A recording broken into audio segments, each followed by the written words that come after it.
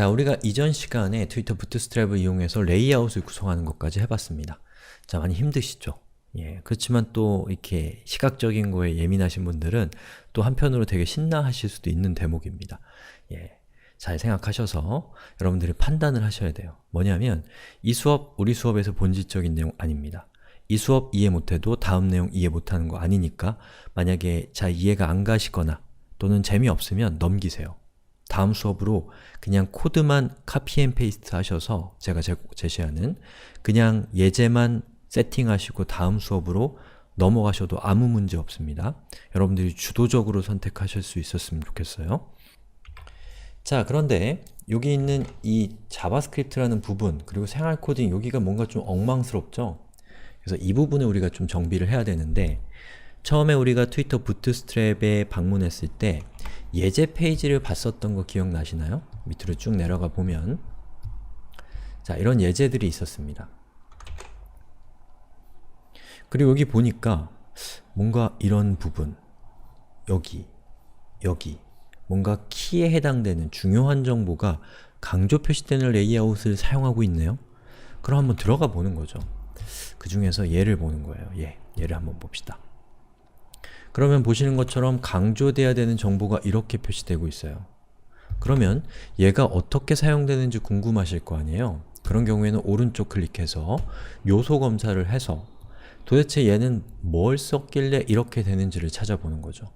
이렇게 마우스를 올려보면 현재 우리가 선택한 HTML 태그가 화면상에서 누구인지를 시각적으로 보여줍니다. 그래서 얘를 이렇게 하니까 제가 강조 표시가 됐는데 클릭해 보니까 얘가 맞는지는 모르겠지만 점보트론이라고 하는 클래스를 쓰고 있어요.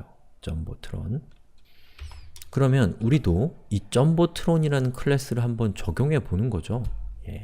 매뉴얼을 직접 보진 않았다고 하더라도.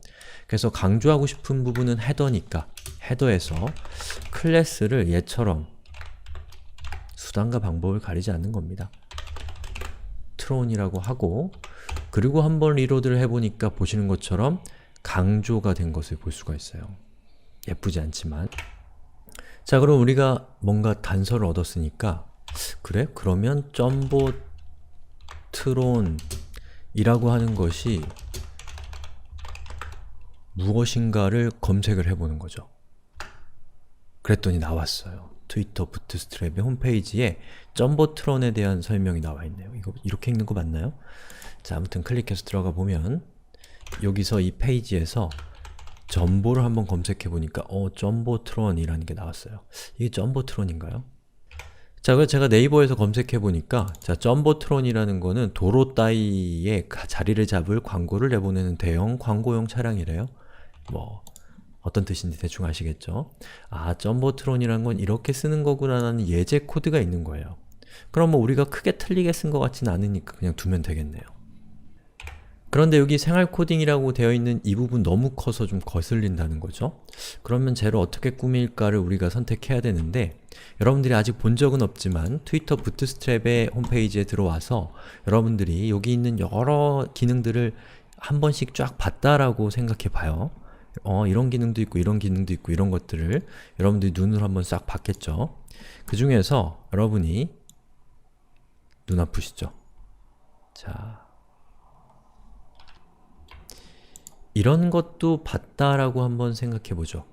이미지를 표현해주는 그런 그림인데 여기 보니까 이미지 쉐입스, 이미지의 모양, 사진의 모양에 대한 기능들이 있는데 사진을 이렇게도 표현할 수 있고 이렇게도 표현할 수 있고 이렇게도 표현할 수 있대요. 그럼 방금 보셨던 생활 코딩이라는 그 로고를 우리가 좀 다른 모습으로 표현할 수 있다라는 뜻 아니겠어요? 그때 뭘 쓰냐면 만약에 동그랗게 표현하고 싶다면 그 이미지의 클래스를 img circle로 하면 이렇게 만들어 주겠다라고 여기에 적혀 있네요. 그러면 저는 이걸 카피해서 한번 적용해 보겠습니다. 자, 카피해서 이미지가 나오는 여기 자, 이 태그에서 이미지 태그 뒤에 클래스를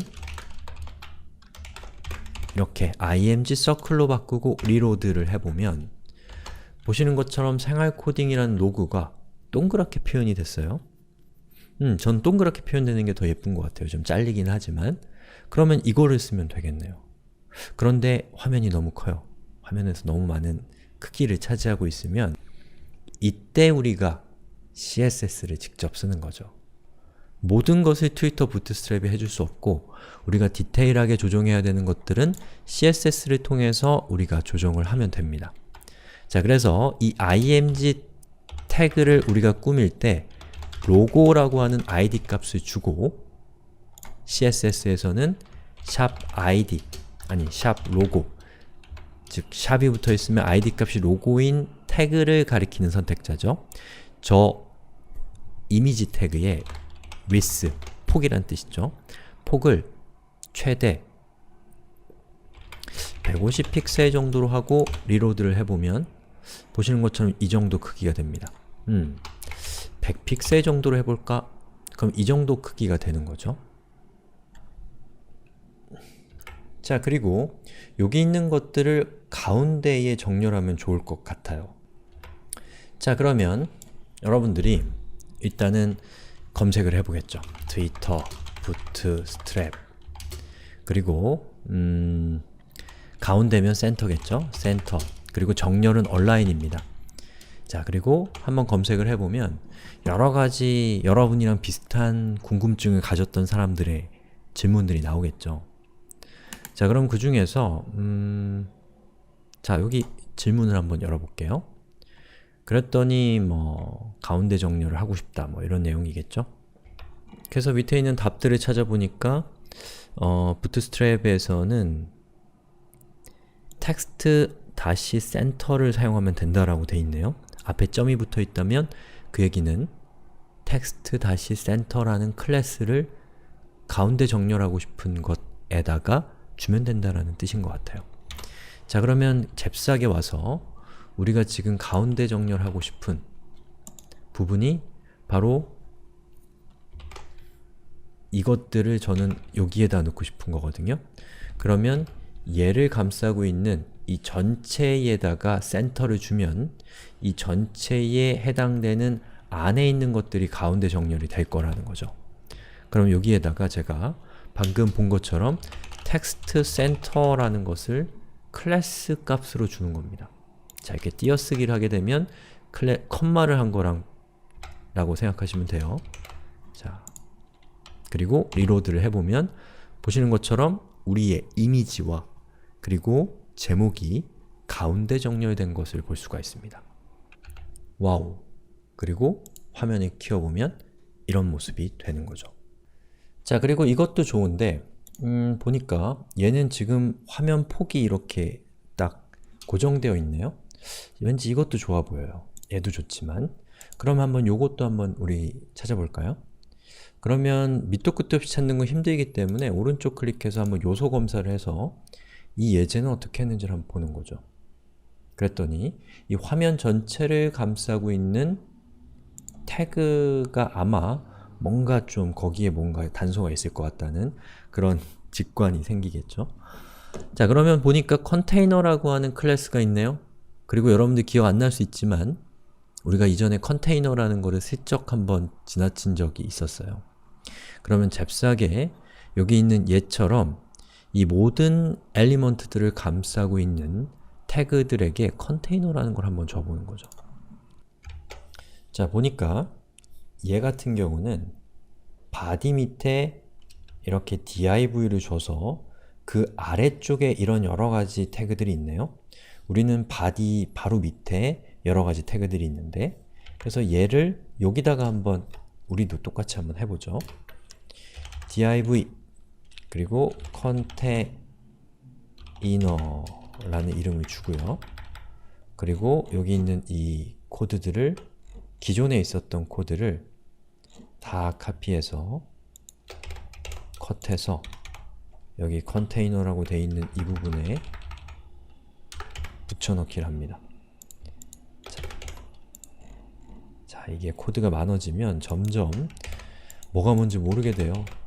예, 어쩔 수 없는 측면도 있지만 뭐 요령이 생겨야겠죠. 자, 그 다음에 이 컨테이너를 했죠. 그리고 한번 해볼까요? 화면이 고정된 사이즈가 됐네요. 우리가 원하는 거였어요. 운이 좋았네요. 그럼 이제 다시 정식 문서에서 트위터 부트스트랩에 컨테이너라는 게 도대체 뭔지를 한번 찾아보는 거죠. 그랬더니 CSS 페이지에 컨테이너에 대한 설명이 있나봐요. 자, 클릭해서 들어가 봐요. 그리고 컨테이너를 찾아보면 여기 컨테이너에 대한 자세한 설명이 있네요. 자, 여기 보니까 responsive, 이건 무시하시고 fixed는 고정된 이란 뜻이에요. with, 폭, 고정된 폭의 그릇이다 라는 뜻이네요. 그 얘기는 뭐겠어요? 이 컨테이너라는 클래스를 가지고 있는 요 태그는 이 안쪽에 있는 것을 고정된 크기로 감싸준다 라는 뜻인 것 같아요. 그 밑에 보니까 컨테이너 -플로이드 라고 되어 있는데요.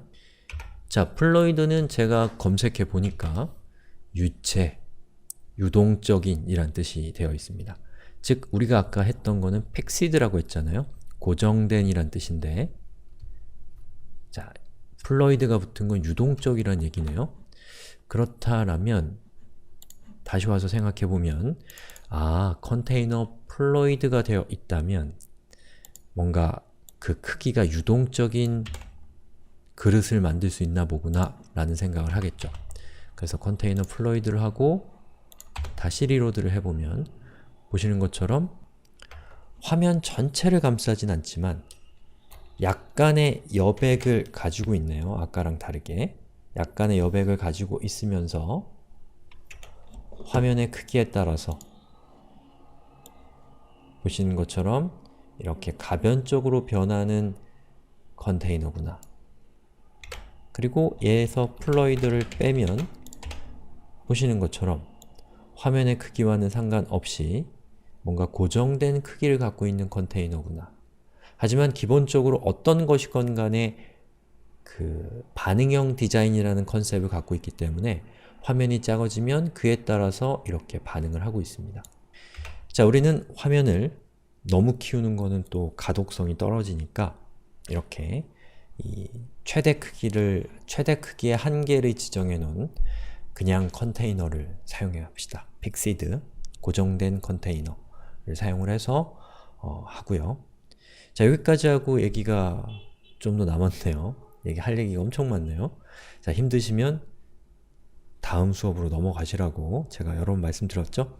그래야 제가 이 수업을 마음 놓고 합니다. 자, 여기까지 하고 우리 다음 수업에서는 여기 있는 이런 디테일한 내용들을 조금 다듬는 것들, 그리고 쓰기 페이지로 가면 여기에 있는 이 폼과 같은 것들도 좀 더 예쁘게 바꾸는 방법도 우리 다음 시간에 알아볼게요.